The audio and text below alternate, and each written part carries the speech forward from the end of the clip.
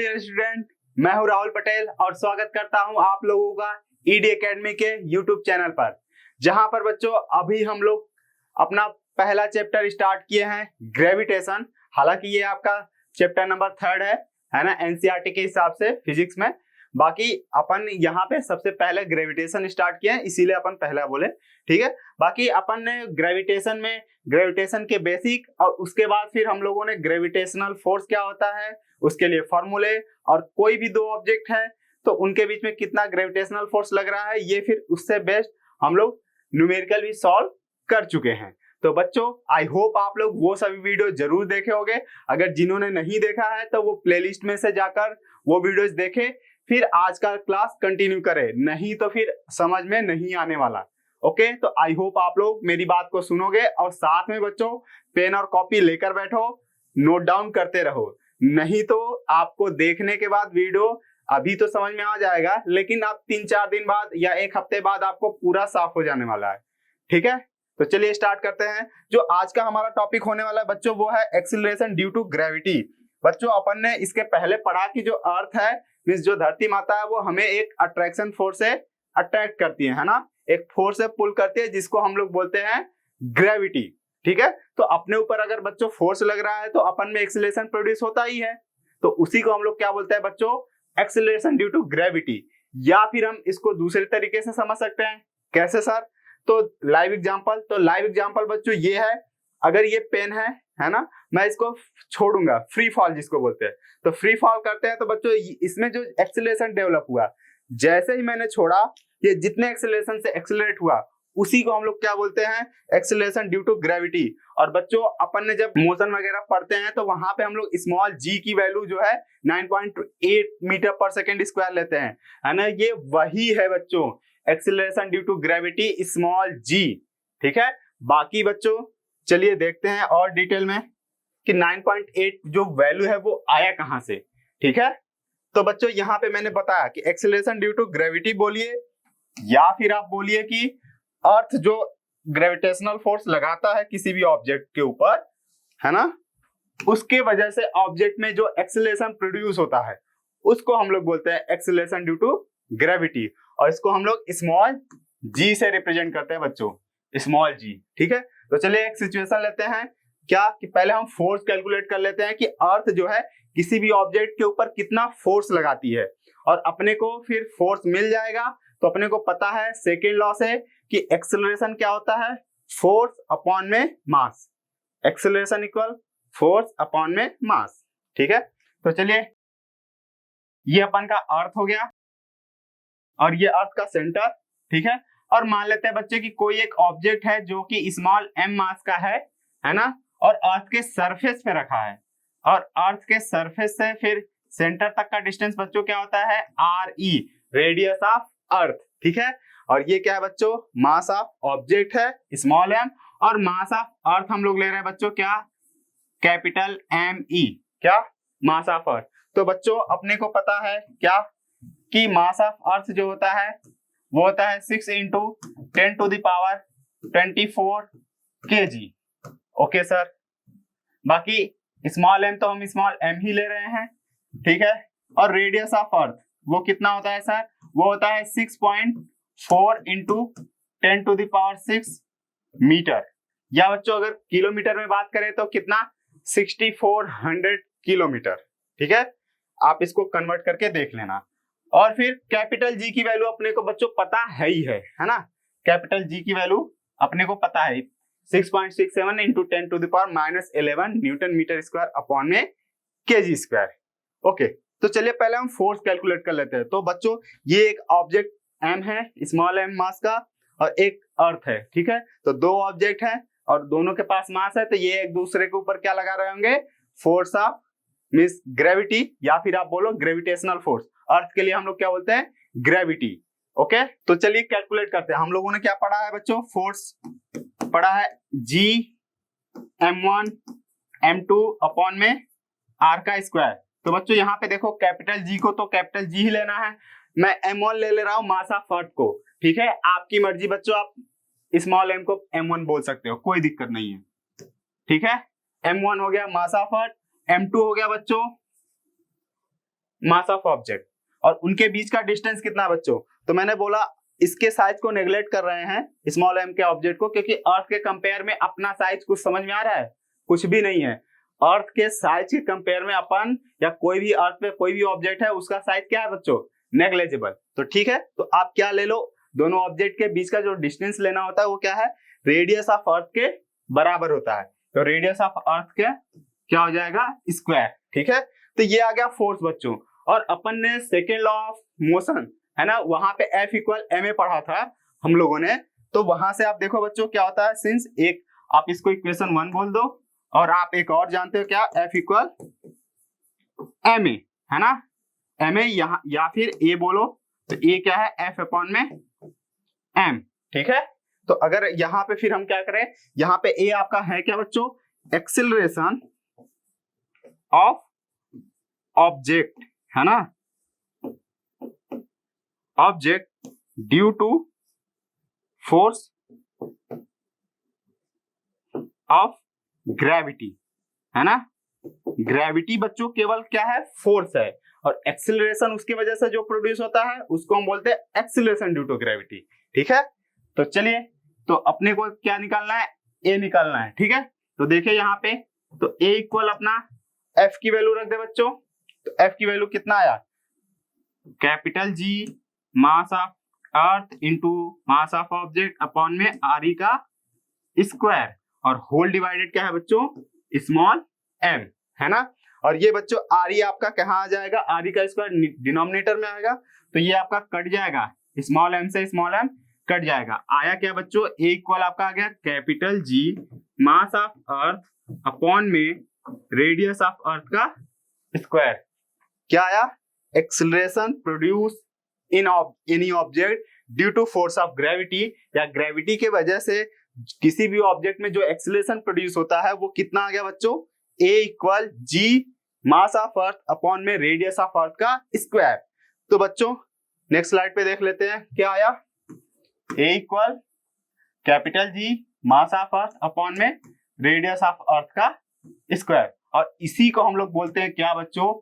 Acceleration due to gravity, और ये क्या है? स्मॉल जी से रिप्रेजेंट करते हैं। तो बच्चों आप यहां से अब आप फॉर्मूला एक याद रख सकते हो क्या, कि अपने को फॉर्मूला मिल गया acceleration due to gravity small G के लिए जी एम ई अपॉन में आर ई का स्क्वायर। ये अब आप याद रखोगे बच्चों। आई होप अगर आपको कंफ्यूजन है तो आप फिर से एक बार वीडियो को पीछे जाके देख लो। ठीक है, तो अब बच्चों बारी आ गई इसकी कि इसको कैलकुलेट करते हैं। तो मैंने बोला कैपिटल जी की वैल्यू रखते हैं बच्चों। क्या आएगा? कैपिटल जी की वैल्यू क्या आएगा बच्चों? 6.67 into 10 to the power minus का 11। ठीक है सर। मास ऑफ अर्थ बच्चों मैंने बताया आपको शुरू में ही कितना लेना है, 6 इंटू 10 टू द पावर 24। क्या आ गया बच्चों? 6 into 10 to the power 24 KG upon में radius of earth. Radius of earth बच्चों मैंने बताया 6.4 इंटू में 10 टू द पावर 6 का स्क्वायर है ना। मैंने कैपिटल जी की वैल्यू रखा, कैपिटल एम का रखा मतलब मास ऑफ अर्थ रखा, और जो है बच्चों रेडियस ऑफ अर्थ रखा। ठीक है, यहाँ पे फिर अब अपन कैलकुलेट करते हैं बच्चों। कितना आया? 6 पॉइंट। आप क्या करो बच्चों, पहले नंबर को एक साइड रख लो, मतलब 6.67 और 6 इसको एक साइड रख रहे हैं और 10 टू द पावर वाले को अलग रख रहे हैं। तो कितना आ गया? 6.67 इंटू 6। अब आपका आ गया बच्चों 10 टू द पावर माइनस का 11 into 10 to the power plus का 24 डिवाइडेड बाई 6.4 का स्क्वायर कितना होता है बच्चों? आई होप आप लोग करके देख लोगे। तो ये कितना आ जाएगा? 40.96 है ना। और इंटू में बच्चों ये स्क्वायर है और 10 टू द पावर 6 है, तो पावर का पावर में क्या होता है बच्चों? मल्टीप्लाई। ये क्या आ जाएगा? 10 टू द पावर 12 आ जाएगा। ठीक है, तो अब बच्चों इनका मल्टीप्लाई कर लेते हैं। तो 6.67 इंटू 6 करोगे तो वो कितना आएगा बच्चों? 40.02।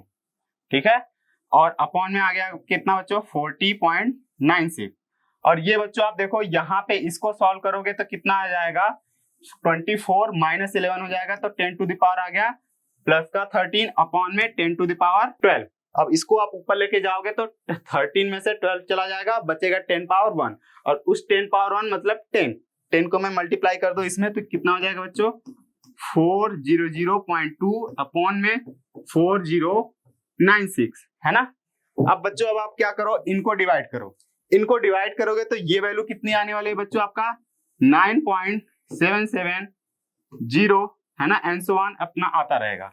ठीक है, मीन्स आपका उसके आगे आपको नहीं जाना, आपको तो बेसिकली 1 या 2 प्लेस तक ही देखना है। तो अपन का स्मॉल जी की वैल्यू कितना आ गया बच्चों, स्मॉल जी की वैल्यू आ गया, यहीं पे देख लेते हैं बच्चों।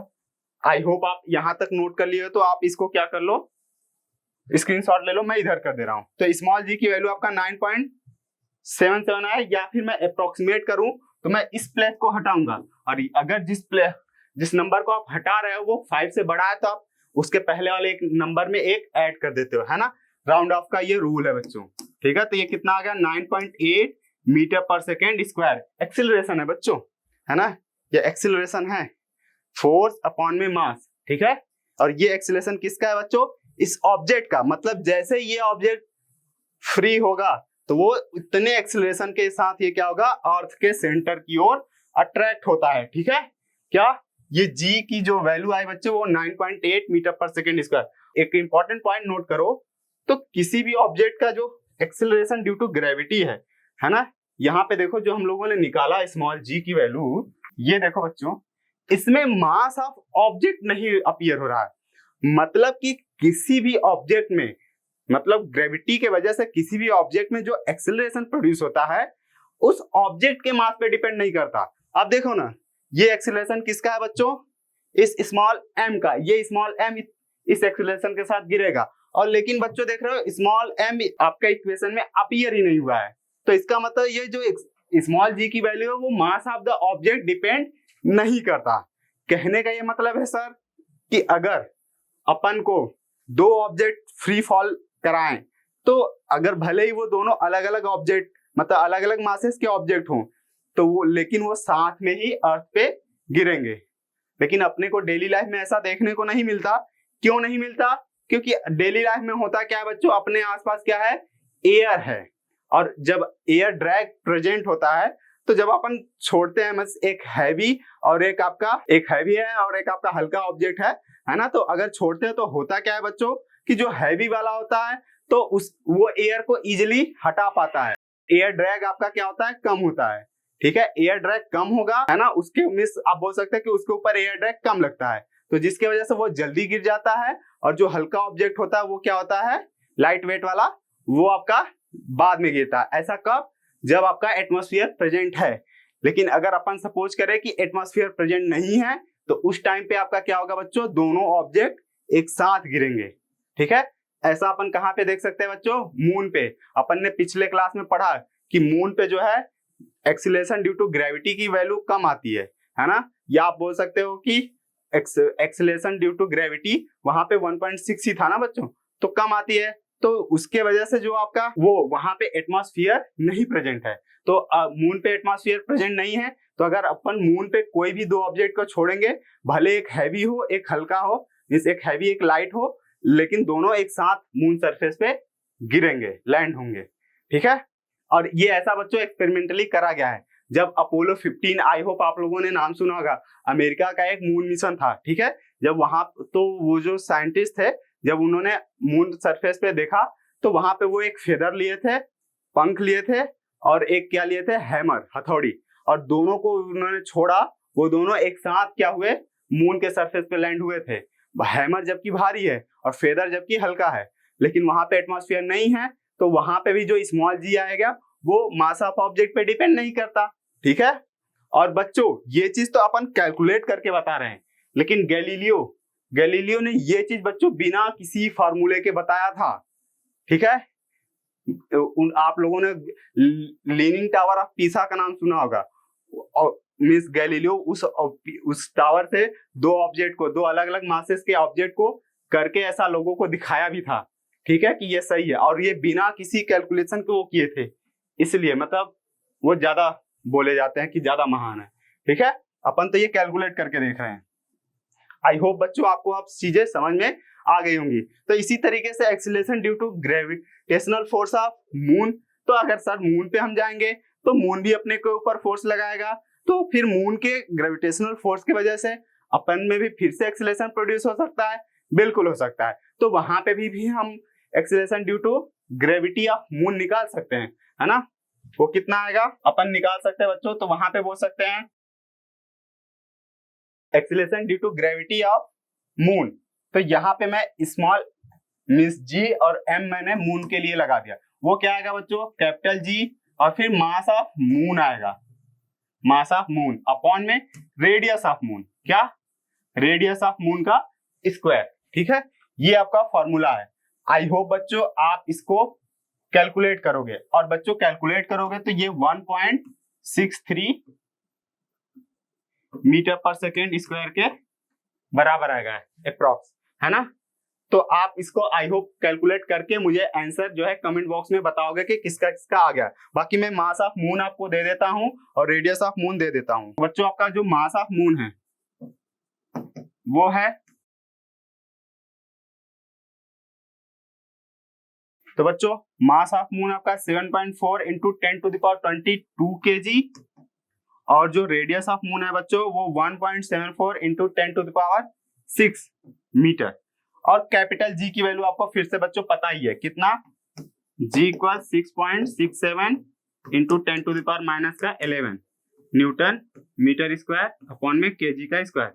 तो बच्चों आई होप आप इन तीनों की वैल्यू कैलकुलेट मींस पुट करके फॉर्मूले में कैलकुलेट करके मुझे आंसर कमेंट बॉक्स में बताओगे। जिनका जिनका ये आंसर आएगा वो उनका सही रहेगा। ठीक है, स्मॉल जी की वैल्यू जो है समझ में आ गई है कितना होता है और वो कैसे कैलकुलेट किया जाता है। अब बच्चों कई बच्चों को जो है स्मॉल जी और कैपिटल जी में जो है डिफरेंस पूछा जाता है, तो कई लोग कंफ्यूज हो जाते हैं, कई लोग दोनों का सेम ही आंसर दे देते हैं। तो बच्चों जबकि ऐसा नहीं है, acceleration due to gravity small G और universal gravitational constant capital G. तो चले बच्चों देख लेते हैं एक एक करके क्या डिफरेंस है। तो मैंने बताया बच्चों पहला डिफरेंस तो आपको डेफिनेशन ही बता देना है, मतलब कौन सा चीज क्या होता है। तो अपने को पता है बच्चों स्मॉल जी क्या होता है, acceleration produce in a body due to force of gravity of earth. ठीक है, कि अर्थ जितना फोर्स लगाती है किसी ऑब्जेक्ट के ऊपर, उस फोर्स के वजह से जो एक्सेलरेशन ऑब्जेक्ट में प्रोड्यूस होता है उसी को हम लोग बोलते हैं एक्सेलरेशन ड्यू टू ग्रेविटी, और इसको स्मॉल जी से रिप्रेजेंट करते हैं।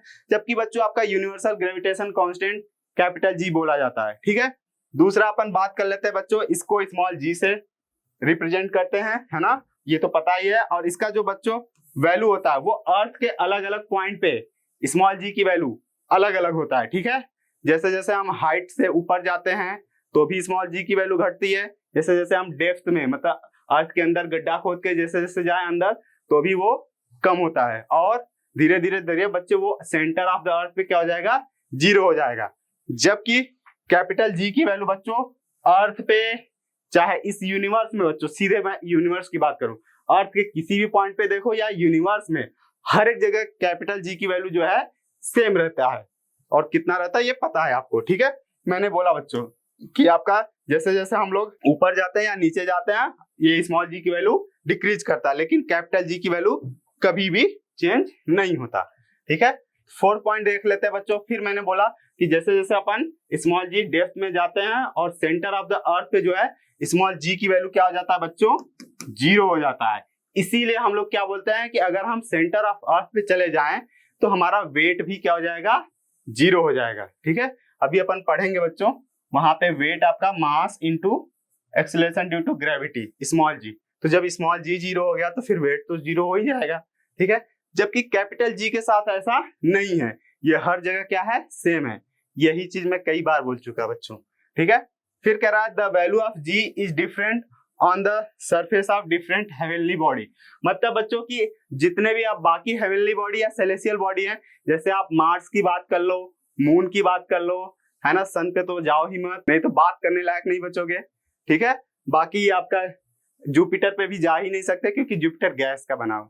ठीक है, तो ऐसे बात कर ले मून मार्स अर्थ, है ना, इन सब पे जो है मून का तो अपने को पता है, निकालोगे आप लोग पता चल जाएगा 1.6, अर्थ का भी 9.8, है ना। इसी तरीके से मार्स का जब कैलकुलेट करने जाओगे बच्चों तो आप वहां पे जो स्मॉल जी की वैल्यू में रखोगे तो कैपिटल जी फॉर्मूले में, और फिर मास ऑफ मार्स का रखोगे, है ना, और फिर रेडियस ऑफ मार्स का स्क्वायर करोगे। ठीक है, बस जिस प्लेनेट पे आप जाओगे उसका मास लोगे और उस प्लेनेट का रेडियस का स्क्वायर, और बाकी कैपिटल जी की वैल्यू तो सबके लिए सेम लेना है। तो इसका मतलब जो स्मॉल जी की वैल्यू है हर एक ऑब्जेक्ट के लिए क्या आने वाला है, अलग आने वाला है, मींस हर एक प्लेनेट के लिए अलग आने वाला है, ठीक है। लेकिन कैपिटल जी के लिए ऐसा है क्या, नहीं, कैपिटल जी मैंने बोल दिया पूरे यूनिवर्स में एक जैसा ही है, ठीक है। फिर जो बच्चों यहाँ पे मैंने बताया आपको कि अर्थ पे जो है स्मॉल जी की वैल्यू 9.8 मीटर पर सेकेंड स्क्वायर, जबकि आपका कैपिटल जी की वैल्यू पूरे यूनिवर्स में कितना होता है 6.673 इंटू 10⁻⁻11, ठीक है, न्यूटन मीटर स्क्वायर अपॉन में KG square throughout the universe, हर एक ऑब्जेक्ट के लिए, ठीक है। तो आई होप बच्चों आपको यहाँ तक का तो हर एक पॉइंट समझ में आया होगा। तो बच्चों वीडियो अगर पसंद आया हो तो लाइक करो और चैनल को सब्सक्राइब करो और अपने दोस्तों के साथ इसे बहुत ज्यादा शेयर करो, ठीक है बच्चों। मिलते हैं नेक्स्ट वीडियो में, तब तक के लिए thank you so much and keep learning with ED academy.